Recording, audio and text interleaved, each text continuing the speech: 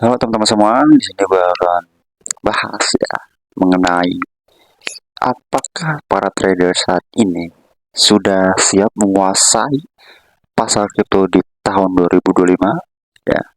Jadi untuk teman-teman bayangkan memiliki sebuah strategi yang bukan hanya menghindarkan teman-teman dari jebakan leverage ya, tetapi juga memastikan teman-teman tetap aman, tetap safety dengan exposure pada Bitcoin ya yang optimal. Di sini gue akan membongkar ya 4 rahasia kunci dari meningkatkan active income, menghindari all in yang beresiko yang bahkan bisa merugikan, hingga membangun ekspektasi yang realistis ya, yang pastinya akan mengubah cara pandang teman-teman dalam bertrading dan juga menjaga keseimbangan finansial teman-teman ya. Jadi jangan sampai teman-teman kena terjebak di cycle pertama ini yang baru pemula ya. Jadi tonton terus dan pelajari bagaimana mempersiapkan diri untuk menghadapi setiap tantangan-tantangan di pasar kripto yang dinamis ini. Jadi simak sampai selesai.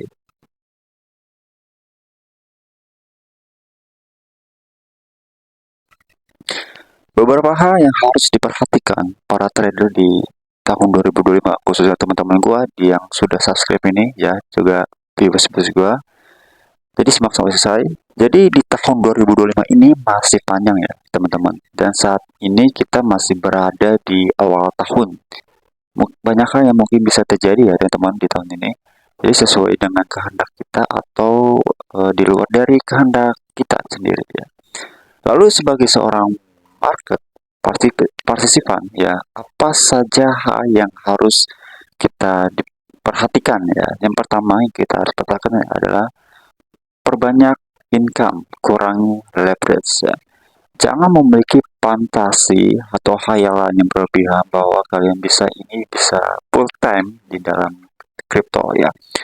Terus tingkatkan kemampuan dan berusaha sebaik mungkin ya agar teman-teman memperoleh active income yang tinggi yang bisa mungkin direinvestasikan ke dalam kripto. Ibaratnya kripto ini sebuah wadah aja ya dari teman-teman yang punya penghasilan kerja atau usaha. Lalu kurangi juga leverage karena merupakan pedang bermata dua yang sangat tajam ya, yang bisa bahkan menjauhkan kita dari kebebasan finansial yang kita dambakan ya. Jadi tetap sabar menggunakan main atau di main spot aja gitu yang aman-aman aja. Yang kedua, tetap punya exposure pada Bitcoin ya, karena Bitcoin ini adalah segala-galanya koin yang bukan semena-mena, bahkan ini sebagai aset ya, aset kelas dunia. Jadi sangat penting teman-teman untuk tetap memiliki exposure pada Bitcoin ya apabila kita tidak ingin tumbang di cycle ini. Exposure lebih dari 50% porto ke Bitcoin akan memberikan teman-teman keselamatan ya. Termasuk gue juga. Gue juga fokusnya ke Bitcoin ya. 50 lebih bahkan gue fokus di Bitcoin. Ya, sisanya kayak main coin atau spekulasi-spekulasi semata aja ya.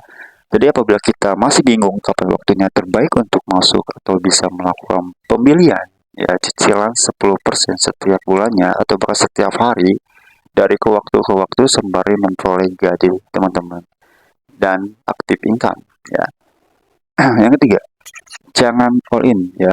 All in di sini bukan hanya rata kanan leverage, melainkan juga ketika teman-teman overexpose di altcoin dan tidak memiliki cadangan liquid sebagai kapital lain. Hal ini sering sekali terjadi karena memang kita merasa terlalu nyaman dengan keadaan dan terlalu asik ya belanja altcoin sehingga lupa atau bahkan kehilangan likuiditas dan tidak memiliki liquid capital sama sekali ketika terjadinya sebuah koreksi. Yang keempat, miliki ekspektasi yang realistis saja ya. Jangan terlalu berlebihan ekspektasinya.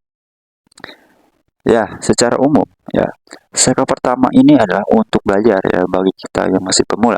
Cycle kedua untuk memperoleh keuntungan dan cycle ketiga baru kita untuk mempertahankannya sebuah kekayaan yang kita sudah capai.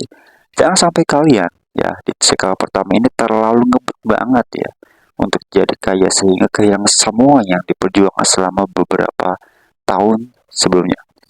Jadi tetap memiliki ekspektasi yang realistis, ya, yang realistis seperti kayak cicil aja, cicil DCA ya.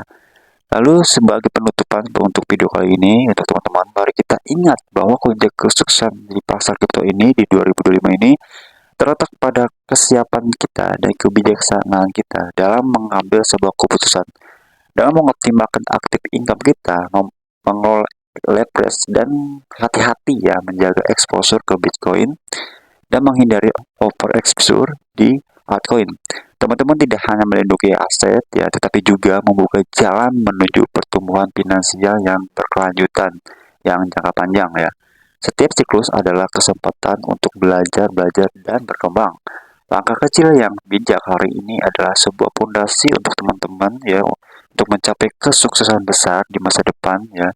Jadi untuk teman-teman teruslah belajar, berani berinovasi, dan percayalah bahwa masa depan keuangan teman-teman berada di tangan teman-teman sendiri ya.